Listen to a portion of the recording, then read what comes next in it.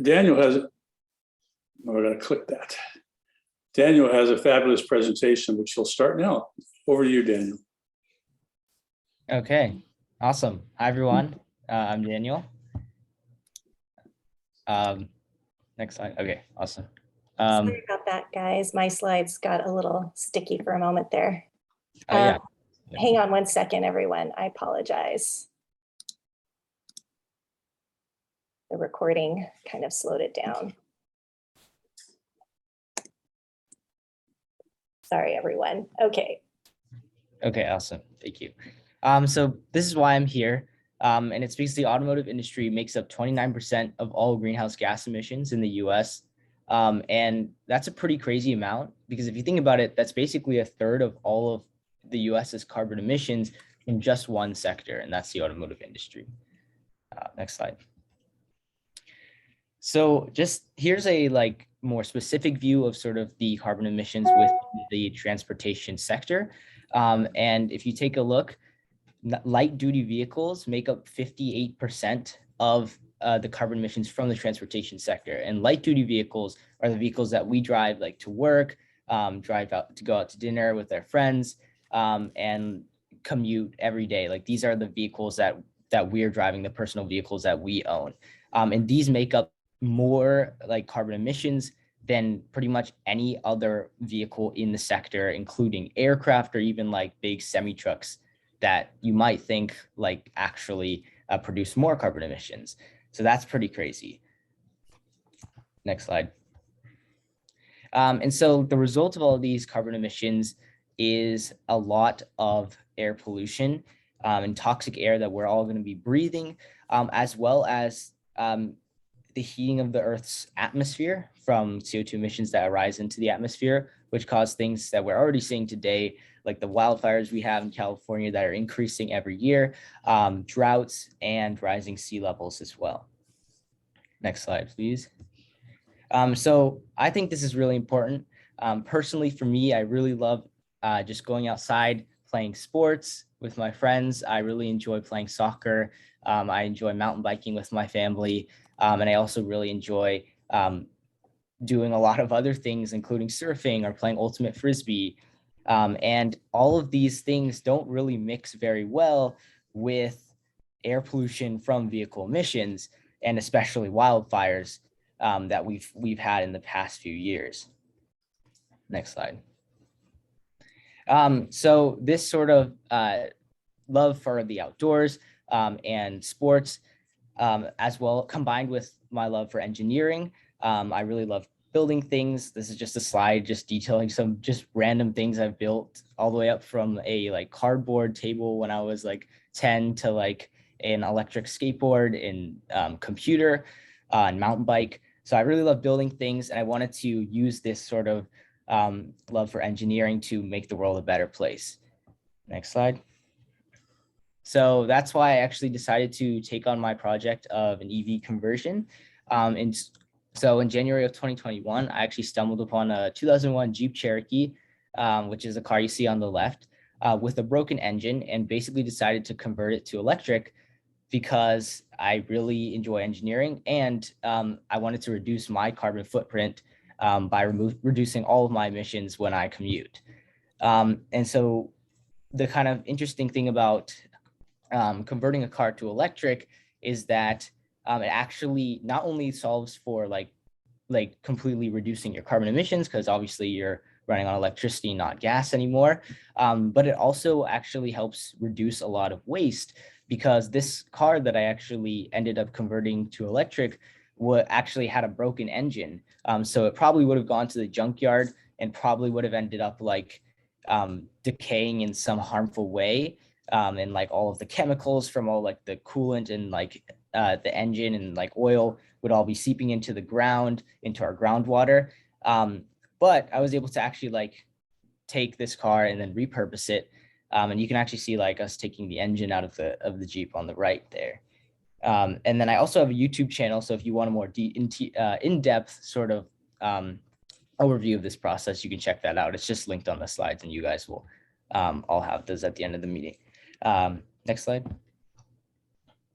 So here are just some more pictures of the like the process of converting it to electric. So far we've basically actually taken the transmission out of the car and then connected that to the electric motor. You can kind of see that on the image on the right. The electric motor is on the left and the transmission's on the right.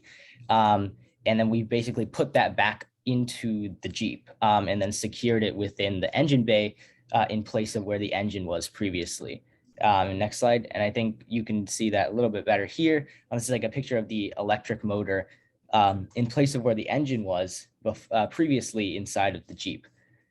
So that's where I'm at now. And then I'm shortly, hopefully going to be actually like wiring up batteries and everything to power the motor to make the whole car run. Next slide.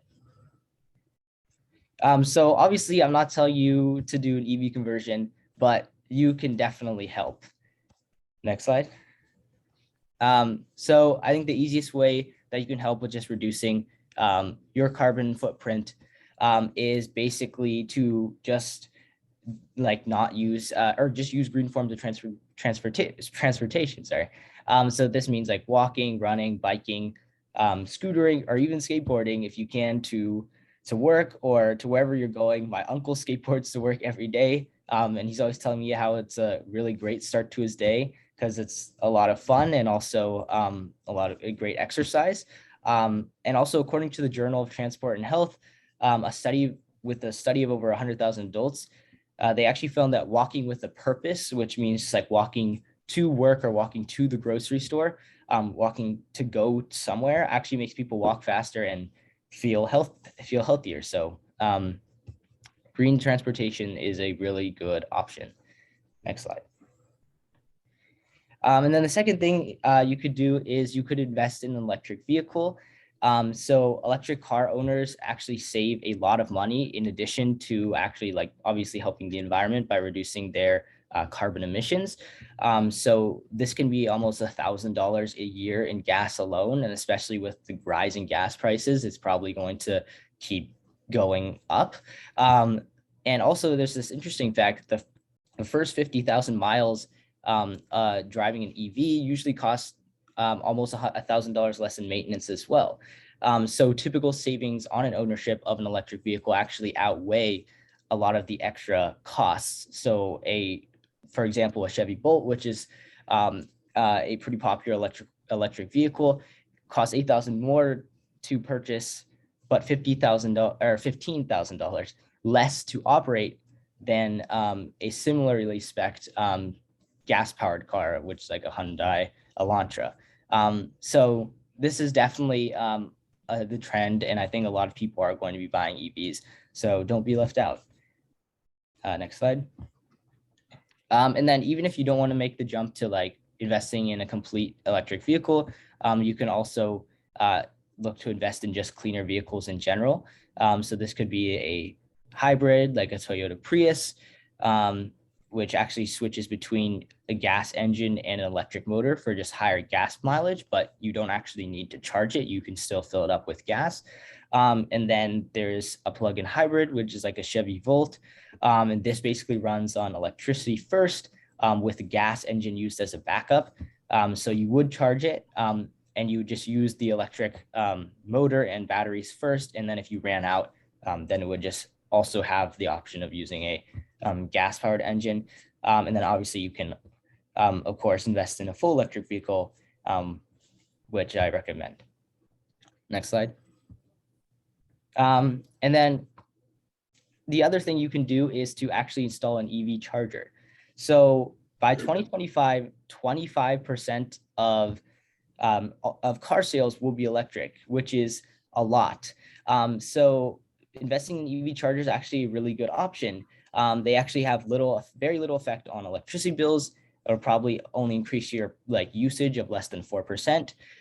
It actually puts like your location or your like business on the map if you were to install like an electric vehicle charger at your like business or establishment, which means people will come there to actually charge their cars.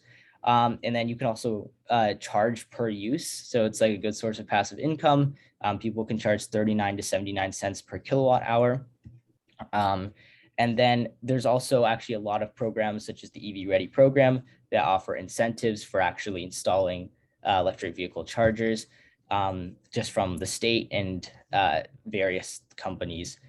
This is run by Peninsula Clean Energy, and I have links to that in the slides as well. Next slide. So that's really important. Installing EV chargers is really important because more EV chargers mean more EVs. A quote from the Center of Sustainable Energy says that investing in public charging will encourage the adoption of EVs, create jobs, protect our environment, and reduce the deaths and illness caused by pollution from cars and other vehicles. The reason why EV chargers really mean more electric vehicles is because of range anxiety, which is this idea that people don't want to buy electric cars because they're afraid they're going to run out of power before they can find a charger. So if we can install more electric vehicle chargers just around towns and cities, then more people will be likely to adopt electric vehicles. Next slide. So the last thing I just wanted to say is I'd love if you'd help support future generations. I feel that all of us have been maybe affected by air pollution in some way, whether it's from wildfires in California or pollution just from living in a city or anything like that. Many of us have been prevented from doing the things that we want to do because of the harm we are doing to our world. So investing in an EV or an EV charger is just one step toward making the world a cleaner place, and I hope you can help. Thank you. And now I guess I'll turn it over to, is it Robert who's next? Okay. It's to me. Thank you, Daniel. You did a great job touching on the problem of air pollution. To put it succinctly, we are out of time, and I wish this were an exaggeration. According to the Intergovernmental Panel on Climate Change, or the IPCC, we have only 7 years left to emit greenhouse gases at the current rate before we go beyond 1.5 degrees Celsius of warming. This is a really critical threshold because once we pass it, climate change becomes much more intense and much harder to contain, from sea level rise and food scarcity to deadly weather events and the spread of human disease. So where are the emissions coming from? Many people are aware that transportation is the biggest source of emissions, which Daniel talked about at great length, but it's less well known that in California, buildings are responsible for 27% of our state's total greenhouse gas emissions. And in San Mateo, that number is actually a whopping 42%, just behind transportation at 43%. Unfortunately, those emissions are also a hyperlocal problem in our own homes. The natural gas used in our appliances creates dangerous emissions in every room that exceed outdoor air pollution standards. Our gas stoves are an especially big problem for children. A recent study found that children growing up in homes with gas stoves have a 42% higher chance of developing asthma, about the same as living with a smoker. This was very startling for me personally to learn because I have 2 kids who both have asthma, and it pains me to think that our gas stove was likely making their asthma worse all these years. So you may be wondering, is there any good news in all of this? Are there solutions that we can implement right now while we still got time? Robert, would you like to answer that? First, I have to unmute. Well, thank you, Michelle. Yes, I would like to answer that. It begins by electrifying nearly everything, starting with your home and transportation. On the slide you see on your screen, there's rooftop solar, battery storage, heat pump, and all the rest of them. You don't have to do all these all at once. The best place to start that I found, which I did in my own home, is the heat pump water heater. And you also have, in addition to doing all the things that are on the screen, you have fully renewable electricity right now by opting into the Peninsula Clean Energy Eco 100 program. Apart from climate reasons, electrifying improves your health and eliminates toxic gas. Next slide, please. But how good is the technology? Well, it's excellent, and it's widespread, and I've got a lot of it in my house now. One of the things people always ask me, what is a heat pump? Well, you already have one in your home. It's your refrigerator. Refrigerator is a heat pump. It compresses a gas and removes the heat from the inside of the refrigerator and blows it out the back or under the bottom of your refrigerator. It's the same concept for an air conditioner, which you may also have. And the same technology is used in heat pump water heaters, where the heat is used to heat the water, not to, the coolant is exhausted out the back. In a heat pump for your space, there is a reversing valve that allows you to have both heating and cooling in your home. So heat pumps take that existing heat energy in the surrounding air and use it to regulate the temperature inside whatever the thing happens to be. Next slide, please. In addition to heat pumps, which are very valuable, which I have two in my home, one for water and one for space and heating and cooling. It's also worth spending a little bit of time on discussing induction stoves because they're not well understood by the public. Induction stoves use electric currents to directly heat your cookware through magnetic induction. So stainless steel pans, I'm looking for a word, the frying pan that is made out of steel, instead of using thermal conduction, which a gas or electric element uses, induction heats the cookware itself almost instantly. This yields many benefits. It's faster, it's immediately responsible, it allows for accurate control. Digital controls allow you to set the temperature precisely, and it provides a wider temperature range because it offers higher boil and lower summer temperatures. The nice thing about using induction stoves in a commercial setting is that there's less heat in the kitchen, causing less fatigue among the workers. There are fewer burns because you don't have the gas stoves burning. And generally, the food is more precisely heated. Next slide, please. Some of you may be working or have friends who have buildings who have what's called package units on the top. These are typically 1 or 2 story buildings. They're all over San Mateo. There are immediate replacements. You take that old gas-fired unit and replace it with a package unit of a heat pump that provides heating and cooling. They're immediately available in the marketplace. So the time to do that is when you do have a system fail. The nice thing about the package units, they're factory sealed and you don't have the possibility of having a freon leak. And the bottom right is something for a larger building. It's called a variable refrigerant flow unit. And these are available for larger buildings. Next slide, please. So I'm going to next talk about the costs and savings of electrifying your home. The cost can actually vary a lot depending on the property and the property owner's personal preferences. But generally speaking, the initial cost of replacing your gas appliances with all electric can be incrementally higher than replacing your gas appliance with new gas appliances. But that premium's expected to come down over time as contractors and manufacturers move down the learning curve and gain economies of scale. And just to give you some idea of cost, a recent City of San Jose study found that the cost of a full electric retrofit for the average single family home is $3,000 to $4,000 higher than a retrofit to new gas equipment. And another study, which is the one shown here in the chart, found that electric installation costs are actually lower when compared to the cost of replacing your old gas equipment with new gas equipment plus new AC. And lastly, electrifying can result in energy savings, which translates into cost savings. And on this last point, there is a really great method for bringing down your electrification costs, which is to add solar. This really flips the economics in favor of replacing your gas appliances with electric. By doing so, you do increase your overall upfront costs, but then you reduce your long-term energy costs. There are also rebates available for electrifying your appliances. We understand that some of the rebates that we're showing here in this chart may be outdated, but you can search for all rebates available to you by zip code through the Switches On website. Lastly, to help with higher electric installation costs, several great financing options will be available soon, so look out for these. And next, we're going to turn to what local governments have done to encourage electrification. Robert. Thank you, Michelle. Well, more than 56 cities, along with the city of San Mateo and others in San Mateo County, have adopted REACH codes. REACH codes are part of the building code.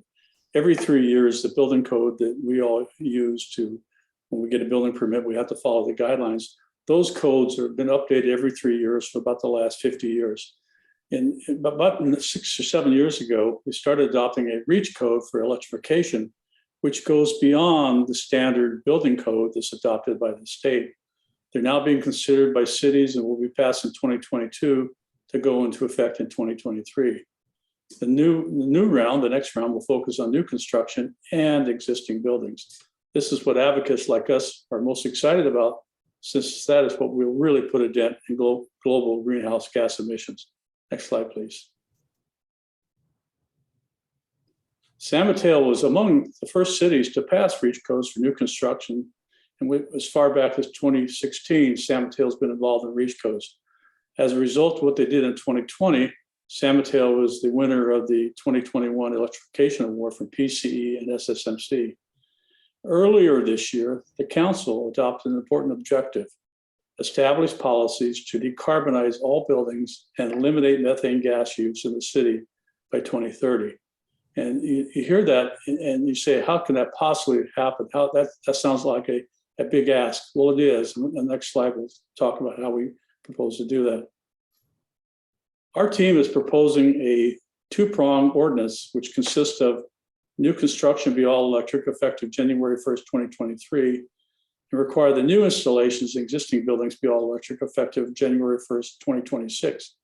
We know we can't get there unless there's a lot of work and a lot of action on the part of the city, on teams like us, and hopefully by people like you in the audience. We are advocating, educating residents and businesses about electrification, providing a one-stop shop assistance for electrification, and finding funding and developing the workforce. I think the one-stop shop is really important. As our friends like to say, the time to think about electrifying is not when your gas water heater fails. The time to think about it is way in advance. So that one-stop shop will help you do that. And that's why we're proposing to the city to have a one-stop shop that we could assist in. Next slide, please. Here are some additional resources you can consult if you'd like to learn. I also volunteer whenever I make these presentations, since I've gone through electrification in my home now, that I will volunteer if anybody has any questions about electrification, anything, water heaters, furnace, your fireplace, your stove, your dryer, anything like that. I'm willing to come out as a not for no fee. I'll come out and take a look at your home and just give you some general ideas. And we list also down on the chart a pocket guide to all electric retrofits of single family homes, which you can get. The Switches On campaign, that is the best source. Switcheson.org will give you all the rebates that you can possibly get. I was able to get rebates for my home of about $6,000. And that keeps changing, but it's an opportunity for you to help pay for that. Actera Code Red Climate Actions is a very good place to look for a list of resources. There's a UCLA study. And finally, the case for induction cooking is a link to a New York Times article. Next slide, please. Thank you, Robert, for sharing all those resources. So I'd like to just say that climate change can feel like a huge and overwhelming problem. Certainly it does for me, but I have personally found it very rewarding to take action locally. Unlike the national government, we have great access to our local leaders, and I found that they're very responsive to residents' demands for climate action. Even a handful of residents can move the needle. I'd like to see this local action movement grow to a thundering chorus to see what our local leaders do then. So if you share that interest, here are some more actions you can take in addition to electrifying your home and transportation. You could add your name to our sign-on letter that calls for San Mateo to decarbonize existing buildings and infrastructure and eliminate methane gas use by 2030. Our city's already approved that objective, as Robert discussed, but our local leaders are definitely paying attention to the number of residents who sign on to that bold goal, even after the fact. You could take the all-electric pledge, which states, I will not purchase any object, appliance, or engine that operates on a fossil fuel. If I have any of these things now, they will be the last ones I own. The grid is cleaner every day. There are better alternatives. And lastly, you can join the Google group for the San Mateo Climate Action Team to stay informed on what we're working on or get further involved. Links for the sign-on letter, electric pledge, and to join our Google group are all available on our website, smclimateaction.org. And I'll turn it over to Robert to take any questions. Mr. President, we typically have questions. It's 8:26, but we'd be happy to take any questions that you may have. Yeah, we'll field questions now. Any questions? Yeah, how can we get in contact with you? Our website is sanmateoclimateaction.org, and we'll provide links, and we'll give you the whole presentation that you can post, and we'll give our other contacts to Dr. Wong. And sanmateoclimateaction.org is the best. smclimateaction.org. Did I get that right, Michelle? Yes, smclimateaction.org is our website, and you can definitely contact us through the website, but we'll send this presentation to Dr. Wong along with our email addresses. Mine's real. Go ahead. through that. Robert, Yes, is it okay to share your email with the group? yes, robertwhitehair2@gmail.com. Okay, I'll send you the email, Robert's email. robertwhitehair2@gmail.com. Great. So you said there's going to be a one-stop shop because there's all these things that you can do for your home, but then you have to go out and look for contractors, you have to look for appliances. So to help, residences or homeowners, you said, is the one-stop shop someplace where you can get those resources? It's not set up yet. I guess I'm the one-stop shop for now. But when Okay. we will be set up. I'm more than happy. I could talk about this all day long. I've been at it for the last 3 years, and I really enjoy talking about this. So make me the one-stop shop For until some we get reason, something. my wife is against. For some reason, my wife is against the induction cooking because I think she thinks it's the same as the old ones that used to heat up. Yeah, you're thinking she's thinking of the resistance coil, that thing that glowed red. Right. Oh, those are horrible. Right. I hated them. And you couldn't do burritos on them or tortillas. But induction cooking is a different thing. It's magnetic. Sorry, I didn't hear you, Dr. Wong. So yeah, those heated up really slowly and then they cooled very slowly. Yes, it's not that. It's coming. So I think, Go ahead. yeah, I think she just needs a demonstration on it, or actually maybe go to a place where you can actually see it in action. Robert, how does the heater work, electricity versus gas? I mean, Which one, the water heater or the house heater? the house heater. The house heater uses the same amount cost-wise as the gas. The one that I have now is an induction, not induction, it's just a heat pump space heater. And I'm tracking how much electricity it uses. And I'm tracking that compared to what I was using on gas. And so far it's less. And we'll see how that works over a year. I can tell you on the water heater that we are using less energy than we were using when it was gas. The water heater, I was spending about $11 a month for heating water. And now I'm spending about $9 a month for heating water with electricity. So $11 for gas and $9 for electricity. The equivalent. Now I have solar, so that throws it off, but I did the equivalent of what I would have spent had I been hooked up to PG&E for the heating of the water. And I'm finding the same thing too with the heat pump space heater, that it is less expensive. And I'm surprised, actually. I thought it might be about the same or slightly a little bit more. What I've learned was my old gas furnace had a pretty bad electrically fired blower motor, and it was eating up a lot of electricity, and I'm not doing that anymore. So we'll see. Those are the kinds of things I'd be more than happy to share with people. So I want to thank all of you, and I'm sorry that Daniel had to go to school, as I want to thank him for his ingenuity. And this is probably an uninformed question. Can the electric grid keep up with the switching if people really take this seriously and there's a great influx in demand for electrification?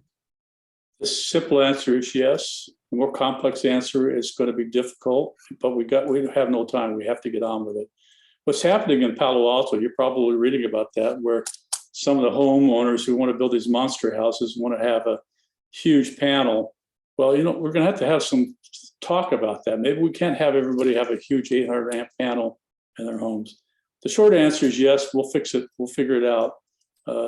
And the other part of the answer is just keep solar, because solar helps everybody else have energy. The solar panels in my house help power my neighbor in the summer when they're running their air conditioning. It's not, it's a question we get a lot, Leanne. It's not surprising that it came up. You saw me smiling. But the short answer is yes, it can keep up.